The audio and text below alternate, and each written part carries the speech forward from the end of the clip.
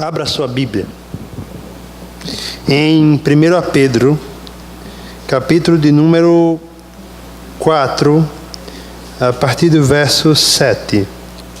1 Pedro 4, a partir do verso 7. Você já ficou estressado? Quem nunca ficou estressado, né? Mas você já ficou explosivo, né? Parecendo aquela bomba relógio que ninguém aguenta ficar perto. Com quem você é mais fácil explodir? Talvez você se resguarde com seus amigos. Você fique mais contido com as pessoas que você não tem tanta intimidade. Se você está sofrendo e aquilo perturba o seu coração e você está com uma bomba relógio, você talvez poupe as pessoas que não têm intimidade com você. Mas se você tem um irmão, eu tenho 3. Se você tem um irmão, talvez o pavio da sua vida seja mais curto com essa pessoa. Explodir com ele parece até algo natural. Você não se resguarda tanto. Você não se poupa e nem o poupa. Você pode poupar seu amigo da escola, você pode poupar seu conhecido, você pode poupar até o seu melhor amigo, mas o seu irmão talvez você não poupe. Porque a proximidade com certeza dá mais liberdade. Então você não se contém. Na carta de Pedro, Pedro nos ensinou até agora como reagir para com os outros quando eles nos oprimem, eles nos fazem sofrer. Hoje, Pedro vai nos ensinar como nós devemos reagir com os nossos irmãos na fé, a nossa família de Deus. Eu espero que esse texto possa promover em nós mais humildade. 1 Pedro capítulo 4, a partir do verso 7, nos diz o seguinte: o fim de todas as coisas está próximo. Portanto, sejam criteriosos e estejam alertas. Dediquem-se à oração. Sobretudo, amem-se sinceramente uns aos outros, porque o amor perdoa muitíssimos pecados. Sejam mutuamente hospitaleiros, sem reclamação. Cada um exerça o dom que recebeu para servir os outros, administrando fielmente a graça de Deus em suas múltiplas formas. Se alguém fala, faça-o como quem transmite a palavra de Deus. Se alguém serve, faça-o com a força que Deus provê, de forma que em todas as coisas seja Deus glorificado mediante Jesus Cristo, a quem seja a glória e o poder para todo o sempre. Amém. Vamos orar? Pai Altíssimo, fiel e santo, nós te damos graças por tudo quanto tu tens feito nas nossas vidas, pela tua bondade, pela tua misericórdia. Agora, Paizinho, nos ensina, através da tua palavra, a verdade desse texto, para que possamos caminhar juntos, para a glória do teu nome. Como nós devemos reagir? Como nós devemos tratar uns aos outros? Como você deve se importar com os de fé? Eu estou com vocês há 2 anos. 2 anos, faz agora em dezembro, Nicole. 2 anos. Eu liderei outra juventude há 5 anos. Sabe o que mais os jovens reclamavam? E sabe o que eu escuto de alguns de vocês aqui? nos falta unidade. Parece que Antônio, parece que a gente é um bando de desconhecido que se vê na igreja. Antônio, eu não consigo me dar bem com fulaninho, eu não consigo, isso aqui não ouvi aqui não, tá bom?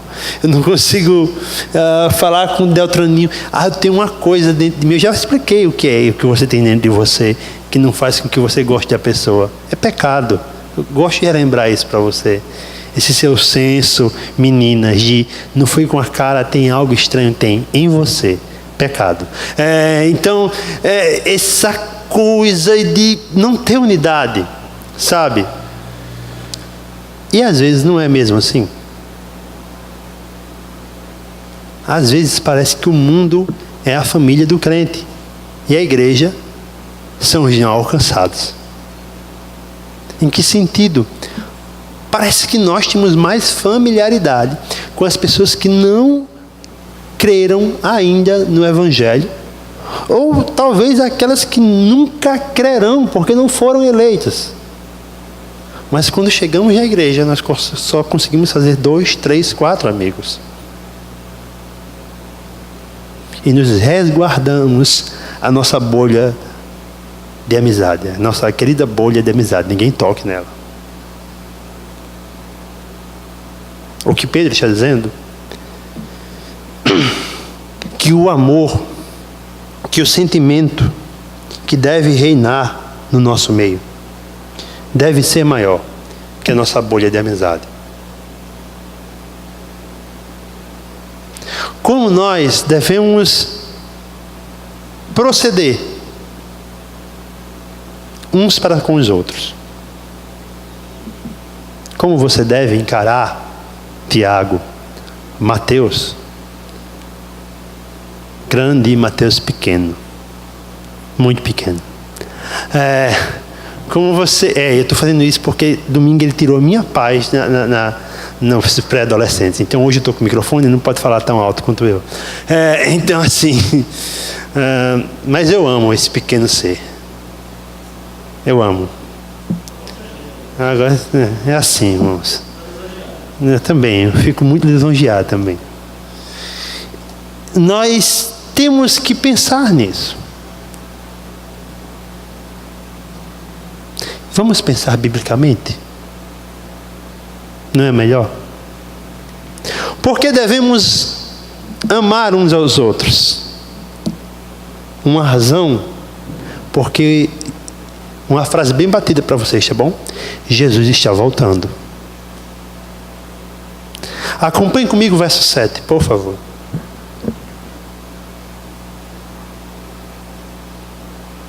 O fim de todas as coisas está próximo, portanto sejam criteriosos e estejam alertas.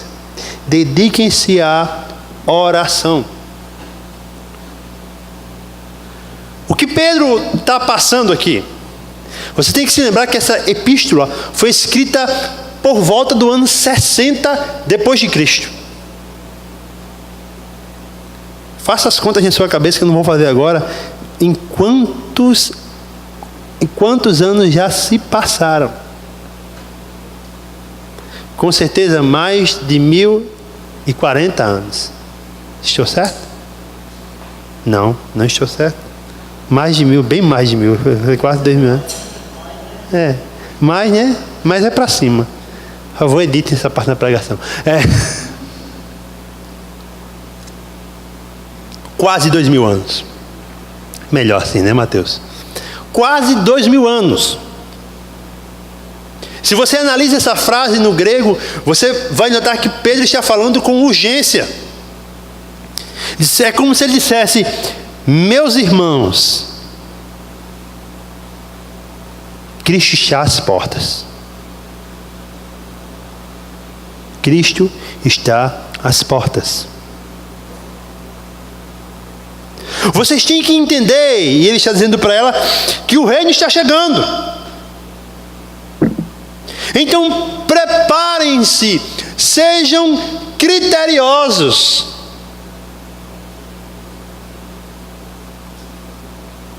Dediquem-se à oração. E a ideia da frase é: Cristo está voltando, por isso preparem-se, vigiando em uma vida de oração. Meu irmão, por que você tem que amar o outro? Porque Cristo está às portas. E você pode argumentar comigo, e aí é direito seu. Antônio, pelo amor de Deus, Antônio, acorda para Jesus. Já fazem 2000 anos que Pedro disse que Cristo está voltando, e ele não voltou ainda.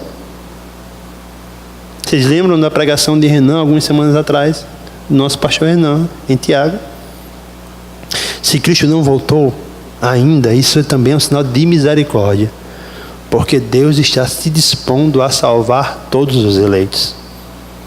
Mas se você ainda tem alguma dúvida quanto a isso, eu convido a você a ler e anotar aí, se você trouxe caneta, para ler em sua casa, 2 Pedro capítulo 3, de versículo 3 ao 13.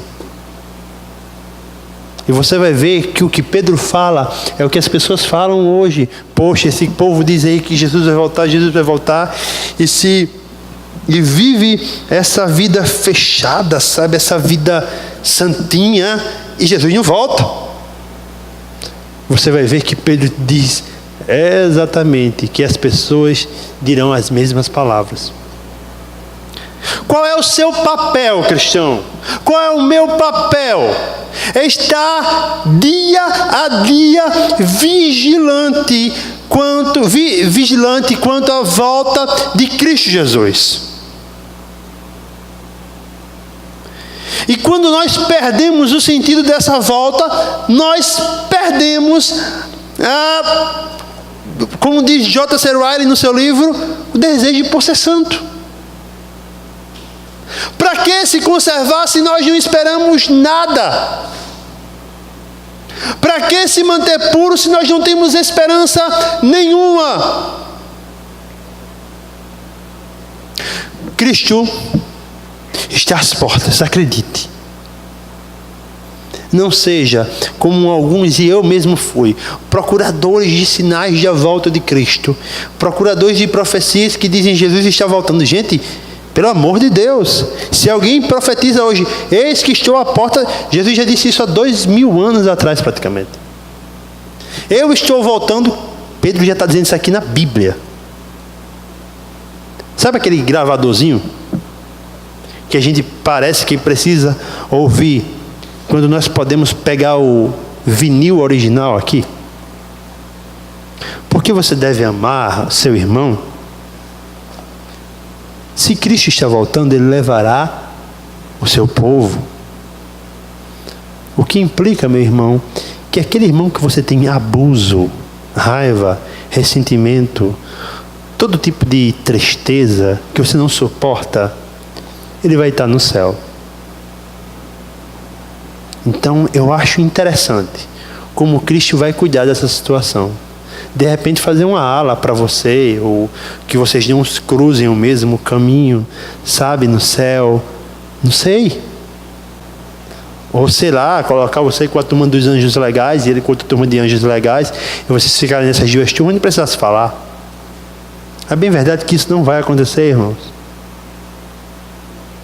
Mas o texto revela uma coisa tremenda. Quando nós não amamos o próximo, está nos faltando critério e discernimento bíblico.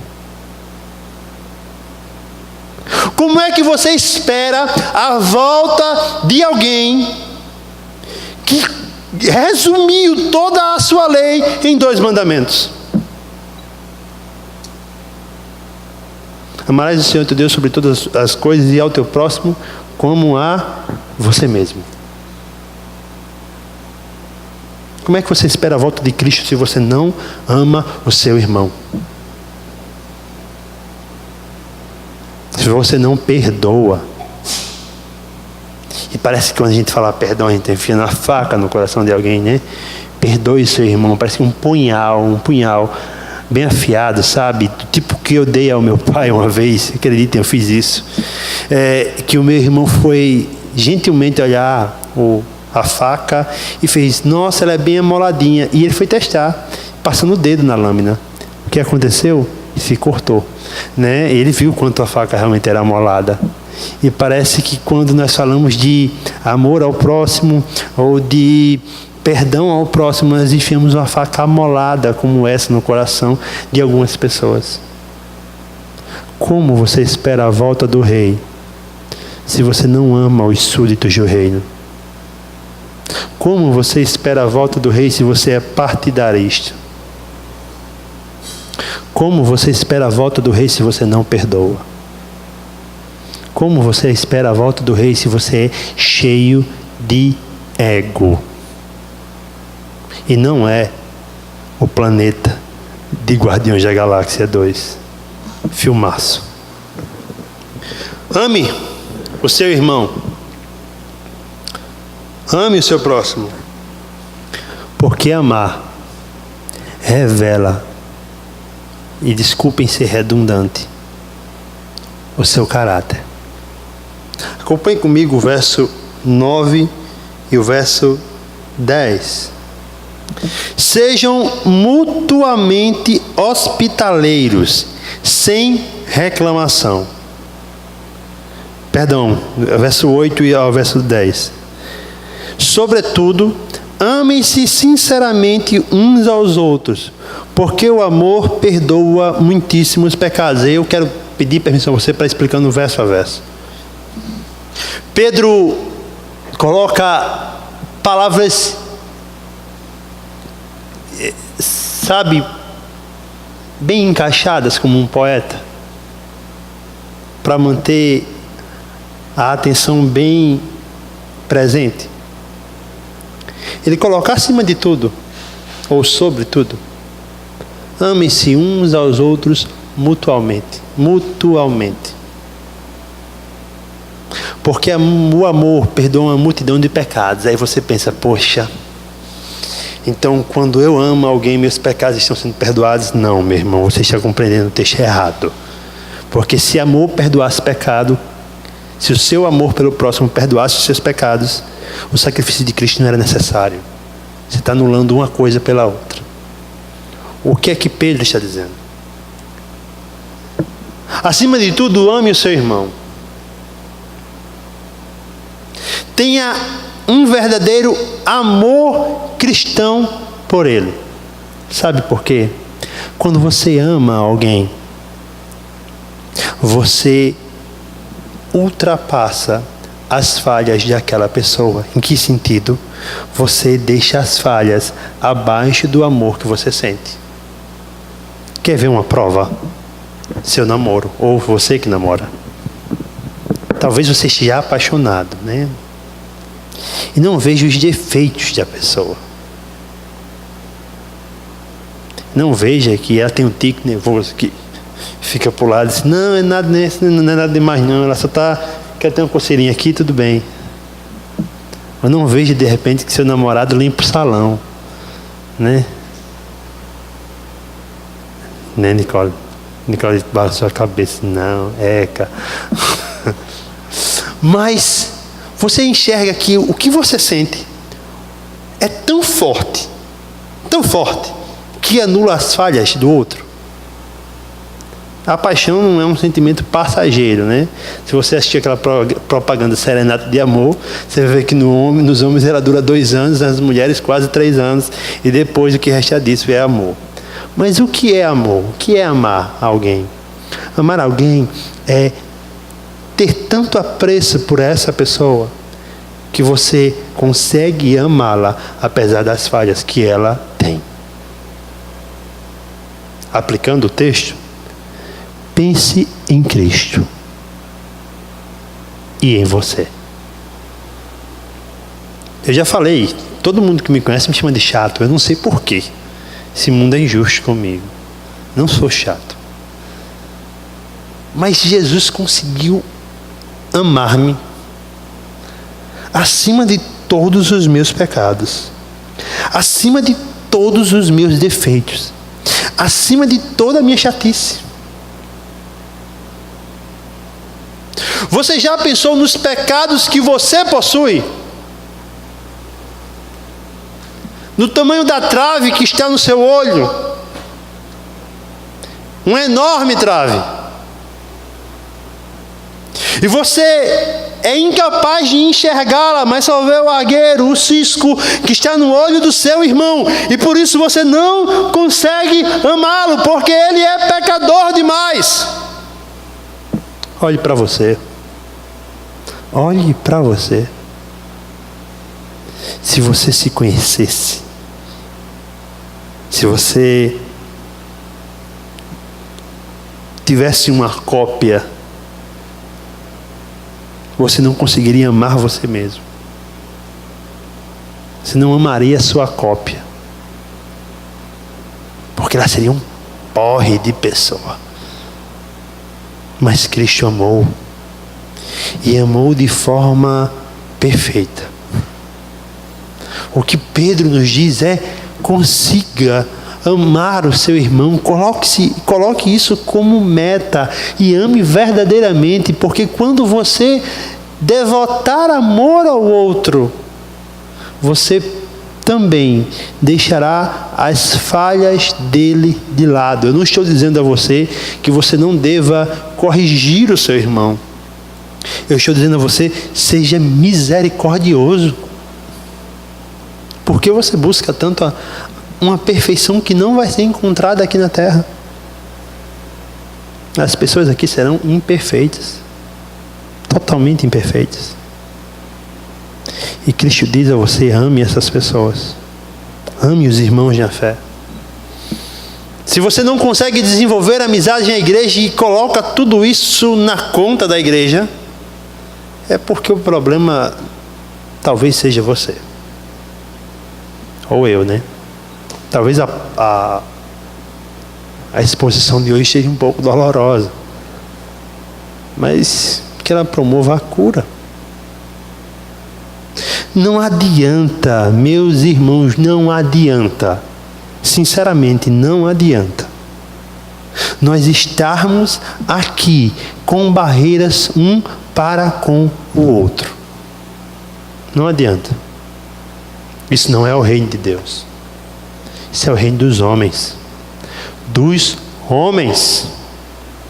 Por isso que o amor de Cristo nos constranja a amar o próximo. Acima dos seus pecados. Pedro continua: sejam mutuamente hospitaleiros, sem reclamação. A ideia do texto é que naquela época muitas pessoas ou missionários viajavam. E Pedro está dizendo a esses irmãos: abriguem essas pessoas. Abriguem essas pessoas. Recebam-na em casa, como um irmão que ele é de vocês. E a ideia era não só receber, era receber, prover todas as necessidades dele ali, quer dizer, arcar com as despesas daquela visita, e depois também prover o necessário para que ele continuasse. A gente não consegue nem receber as pessoas, que dirá prover. Mas Pedro também pensa naqueles irmãos que perderam tudo na fé. E por perderem tudo na fé, agora estão sem nada. O que Pedro está dizendo: se importem com as pessoas que passam provações, privações na igreja. Sejam hospitaleiros com elas também. Cuide do seu irmão. Estabeleça o cuidado para com ele como mandamento. Você já foi recebido na casa de alguém? Já foi hospedado? Eu já. Há 3 anos atrás, eu tive o prazer de conhecer Alexandre Mendes. O Sacha, que vai estar conosco aqui em outubro, trazendo a palavra. Ele foi um contato de um amigo meu, Zambelli, vocês também conhecem, ou alguns conhecem aqui. E eu pensava que ia para São José dos Campos fazer um curso, eu fui fazer um curso, e pensava que ia ficar na casa dele. Não fiquei. Fiquei na casa de 2 irmãos. Irmão Pedro e irmã Viviane. Eu digo a vocês, eu nunca fui tão bem acolhido. Poucas vezes eu fui tão bem acolhido quanto na casa daqueles 2 irmãos.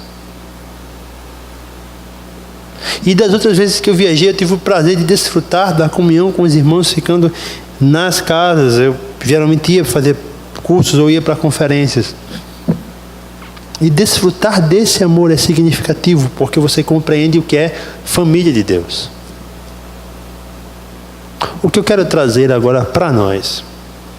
Nós, como a Live, temos que ser um ministério hospitaleiro. As pessoas têm que chegar aqui e se sentir acolhidas, abraçadas, amadas. Elas não podem ficar, e aí eu dou razão a você que falou comigo, que nós estamos distantes. Concordo, porque não pode haver essa distância, isso é bíblico.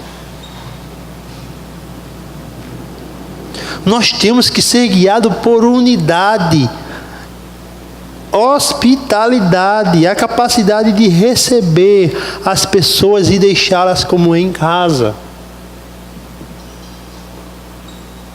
Prover para essas pessoas o necessário. E quando elas forem embora, as deixarem ir com alegria.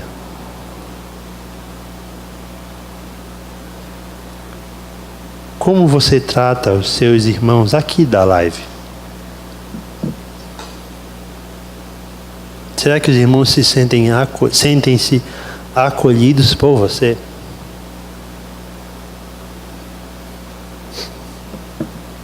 Gente, cada cabeça é um mundo, já dizia o meu avô. Isso não é bíblico, mas meu avô dizia isso. Mas pensa comigo, como cada um de vocês são diferentes. Tem um mais calado, tem um super calado, tem um que não fala. Tem o gaiato, tem um muito gaiato e tem um palhaço. E tem o meu termo, que nem fala e é palhaço, não sei como é isso. Todas essas pessoas têm que se sentir abraçadas. E me dói, às vezes, ouvir que as pessoas se sentem distantes na igreja. Elas deveriam se sentir distantes no mundo. Elas deveriam se sentir fora da rodinha do mundo. Elas deveriam se sentir mal no mundo. Mas me dói, às vezes, saber que crentes sentem-se mal porque não são acolhidos aqui.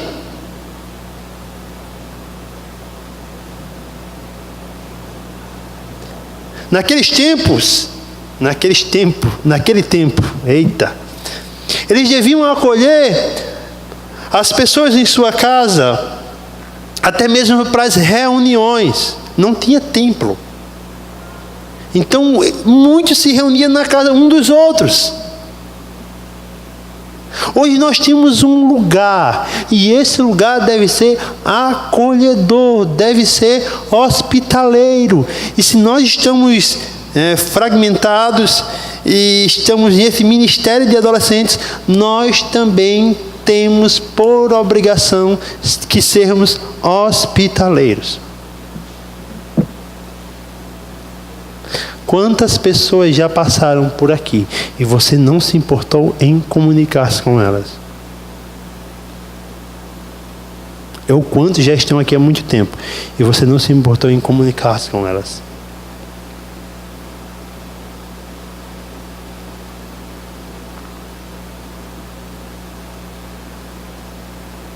Que tipo de crente nós estamos sendo? E que tipo de ministério nós estamos sendo? Isso devia quebrar o nosso coração.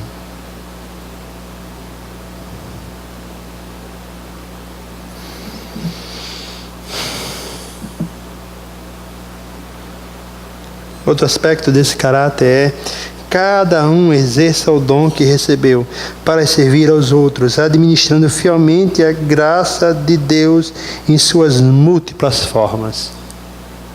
Depois Pedro vai falar a respeito dessas múltiplas formas. Mas o que eu quero dizer é que cada crente regenerado é possuidor de um dom. Cada crente regenerado tem um dom em si. E aí eu quero falar um pouco sobre como nós encaramos dom hoje. Como as pessoas encaram o dom que Deus deu. E me permitam, o dom que Deus deu a elas. Elas não usam para outra coisa, senão para a própria glória. Elas se auto-intitulam o profeta. Elas se auto-intitulam o vaso. É só o vaso, porque não existe a vasa, né, irmão? Mas o vaso... Mulher, tu és vaso, é tão estranho. Elas se auto-intitulam a voz do soberano e dizem: eis que te digo, homem. E sabe, não existe pior mancada num negócio como esse, que quando se diz: eis que te digo, escute o que o meu servo há de te falar. Quem está falando é Deus, que está mandando escutar o irmão. E por que o irmão não fala sem dizer isso? Quando falam aí por fora em línguas, usam como ostentação. Eu falo em línguas, placa, né?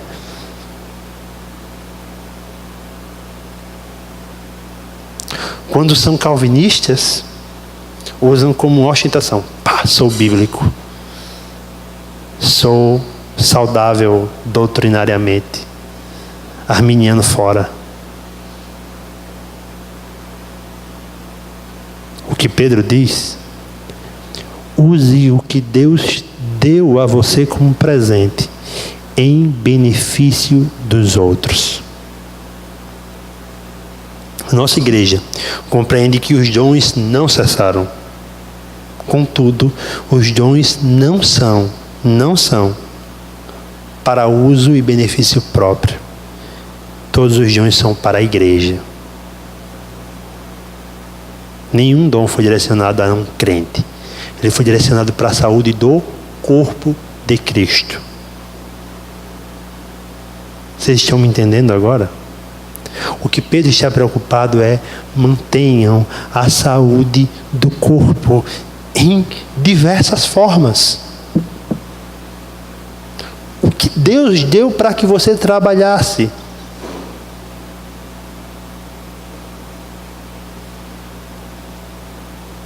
Com certeza não existe na Bíblia o dom do banco. Senhor, eu sou ótimo em ficar aqui no meu lugar e até adorar. Eu sou um ótimo crente de banco. Não existe esse dom, viu? Se você pensou até hoje que é detentor desse dom, meu irmão, você está enganado. Duramente enganado. Redondamente enganado. Você foi escolhido por Deus para que também mantivesse a saúde do corpo de Cristo. E que não trabalhasse para a sua própria glória, meu irmão. Ou para você mesmo. Ou que você venha pegar as coisas que são celestiais e transformá-las em carnais, usando tudo para benefício próprio. Não é assim. Não é assim que a Bíblia ensina.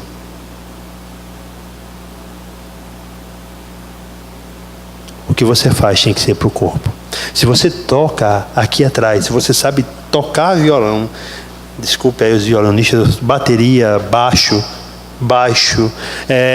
qualquer outro instrumento, gostou?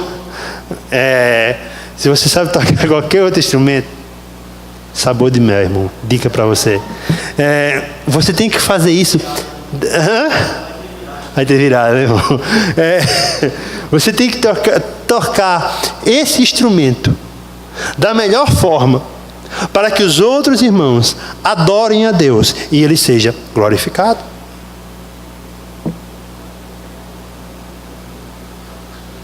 Você deve amar a Deus, você deve amar ao próximo, porque Cristo está voltando. Você deve amar ao próximo, porque isso é um aspecto do seu caráter. E você deve amar ao próximo em ações. Deixa eu, antes de explicar o texto, fazer uma ilustração. Se você tivesse E aí, meu irmão? Aqui já tem, né? E eu vou falar de novo de casais. Namorados. Vai chegar o dia 12, né? Misericórdia, Jesus. Se você não comprou nada até agora, meu irmão, não fique atribulado. A provisão vai aparecer. Compre chocolate. Ai, Jesus. Mas vamos lá. Vai chegar o dia 12. Para os namorados é um dia, né? Para quem não tem namorado é né? Então vamos lá. Você já imaginou se você fizesse tudo por essa pessoa e essa pessoa nunca demonstrasse amor por você? Fosse aquela pessoa fria. Você não namora um menino, você namora um iceberg que afundou o Titanic, né? Gelado, né? Pessoa sem sentimento, sem coração. Assistiu muito. Vocês não assistiram Ursinhos Carinhosos, que tinha coração gelado, né? Assistiu, Mateus? Ué. Cultura, a gente se vê por aqui. Mas o que é interessante é que você literalmente acabaria. Meu irmão, se é assim agora, que dirá no casamento? E se alguém viesse perguntar a você, logicamente você não ia dizer para todo mundo que você é um crente prudente, mas de repente seu melhor amigo viesse perguntar a você, seu melhor amigo viesse perguntar, por que você acabou? Você ia dizer, poxa vida, mulher. Aquele cara não me dava valor, não dizia nada, era um gelo total. Eu namorava o Iceman. Se não assistiu, assista Top Gun, As Indomáveis, você vai entender o que eu estou falando. Eu namorava o Iceman, né? Eu queria o Maverick, mas eu namorava o Iceman, né? Mas o que acontece, irmãos? O que acontece? Você literalmente coloca aquela pessoa para fora da sua vida. O que você espera quando você ama o próximo e não faz nada? Pedro vai citar alguns joões aqui no versículo 11. Eu peço que você preste bastante atenção. Se alguém fala, façam como quem transmite a palavra de Deus.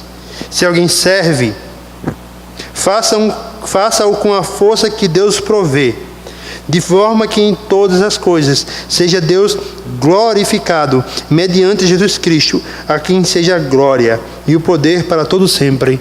Amém. Pedro fala a respeito do dom de servir. Pedro nos expõe alguns dons, mas o que ele quer dizer é, se você faz qualquer coisa para o próximo, faça para a glória de Deus. O que está em jogo aqui, meus irmãos? Se você for, nesse momento, nos Estados Unidos, eu não sei a cidade que está, tem 2 times concentrados, extremamente concentrados. Está com 3-0.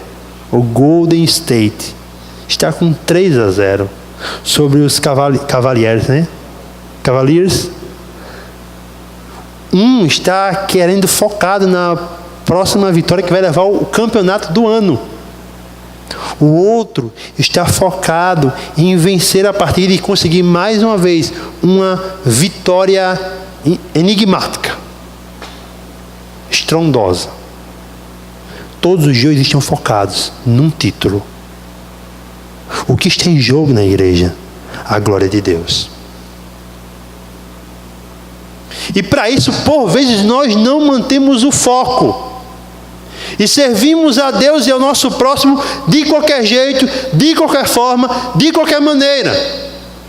E tratamos o nosso ministério como um ministério que pode viver assim à toa. Por que, meu irmão? Por que eu e você devemos usar o nosso dom em benefício do próximo, não para a nossa glória, mas para a glória de Deus? Mediante Jesus Cristo, nós conseguimos glorificá-lo. E só por causa de Cristo, nós conseguimos glorificar a Deus. Só por causa dele. Não tem méritos seus, nem méritos meus, mas os méritos são de Cristo, para a glória de Deus. Porque você deve perdoar o seu irmão para a glória de Deus. Porque você deve servir ao seu irmão para a glória de Deus. Porque você deve amar o seu irmão para a glória de Deus. O que você ama é a sua própria glória ou a glória de Deus? O que você almeja é a sua própria glória ou é a glória de Deus?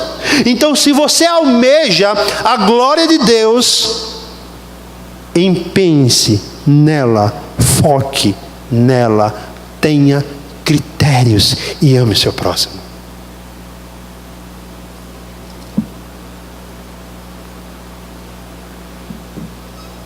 Como deve ser o nosso ministério? Nós devemos parar de sermos ilhas isoladas e abraçarmos a cada um. Cada um que está aqui faz parte do corpo de Cristo. Eu me lembro quando eu pude contemplar conversões aqui dentro. Mudanças de vida. O que deve ser a live, irmãos? Deve ser um ministério para a glória de Deus. Do contrário, é muito melhor nós irmos assistir Mulher Maravilha na sexta da noite. Nós estamos perdidos. O que nós devemos fazer? Amar a Deus sobre todas as coisas e ao nosso próximo como a nós mesmos. Porque nós temos que ser um. Amém?